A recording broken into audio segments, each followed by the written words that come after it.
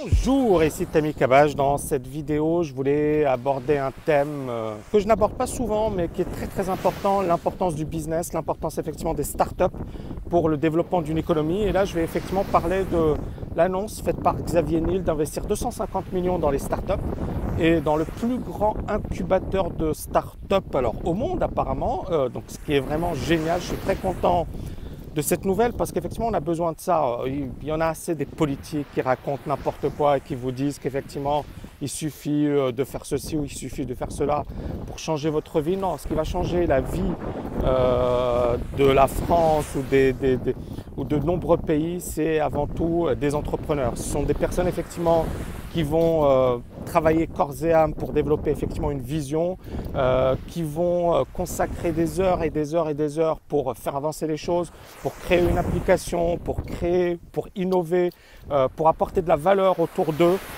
Donc ce qui va faire bouger un pays, ce sont les entreprises et même si certaines personnes vont mal le prendre, mais bon, c'est la vérité. C'est-à-dire qu'effectivement, les pays où ça se passe le mieux, ce sont les pays où les entreprises sont mises en avant.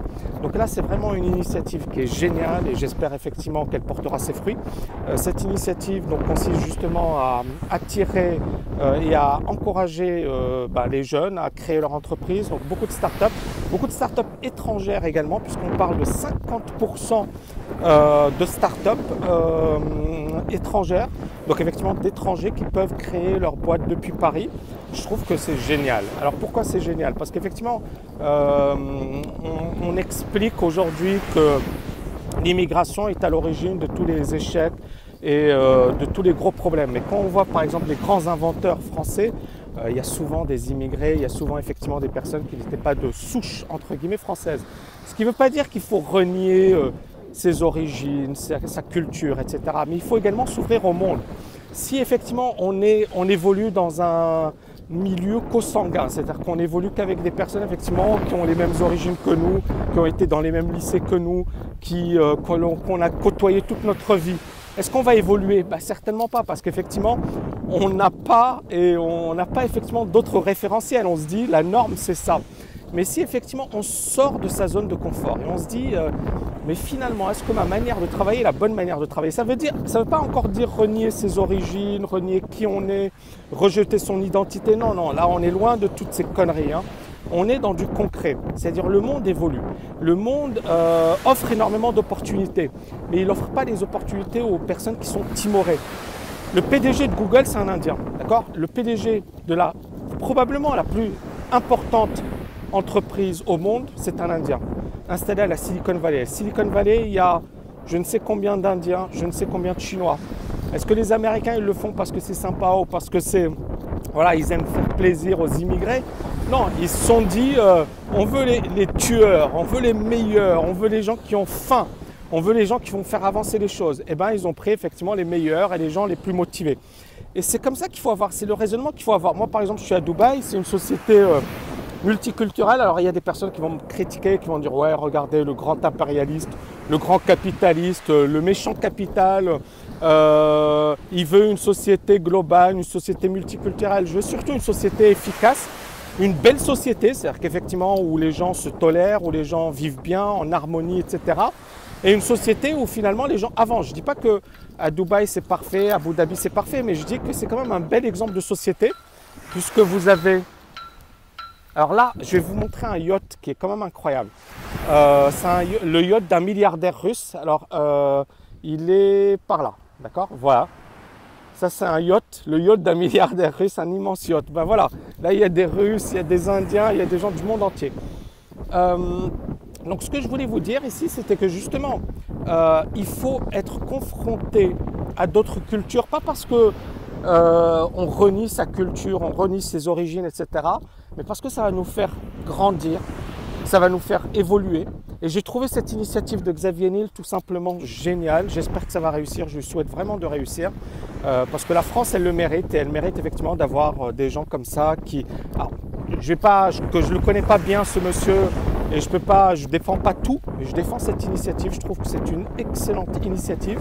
Alors, ils vont mettre en avant HEC, il y aura beaucoup d'étudiants d'HEC, Il y aura beaucoup effectivement de partenariats avec certaines grandes écoles. Bon, on en a besoin et je pense qu'effectivement les grandes écoles, c'est une bonne chose, mais le fait qu'elles soient confrontées à d'autres cultures, ce serait une excellente chose et la France en a besoin et la France le mérite.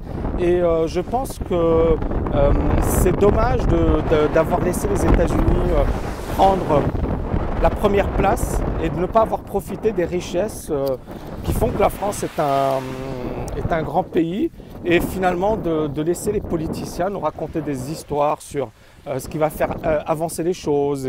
Et c'est dommage parce qu'effectivement la France a perdu beaucoup de temps, beaucoup de terrain, et j'espère encore une fois que ces initiatives seront de plus en plus nombreuses et qu'elles pourront faire avancer les choses. Je vais juste clôturer cette vidéo avec la réflexion suivante. Est-ce que ça vaut le coup de créer une entreprise quand on est jeune?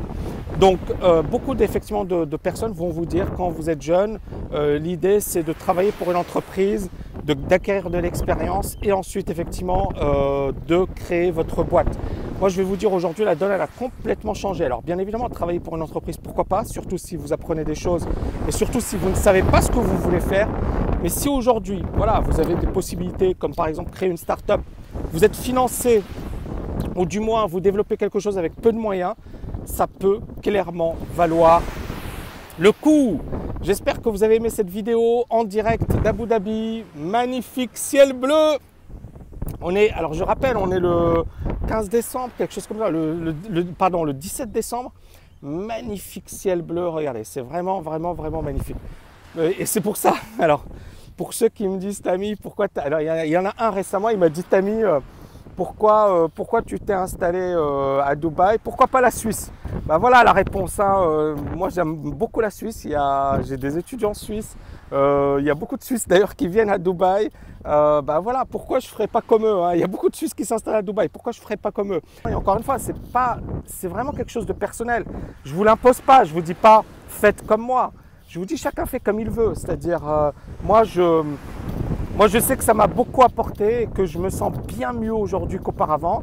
Maintenant pour certains c'est habiter à la campagne, c'est habiter à la montagne, c'est habiter en Suède. Vous voyez ce que je veux dire? Moi je peux pas me mettre à votre place, je me mets à ma place. Et à ma place, je pense qu'effectivement c'était un excellent choix. J'espère que j'ai répondu à votre question, je vous dis à bientôt.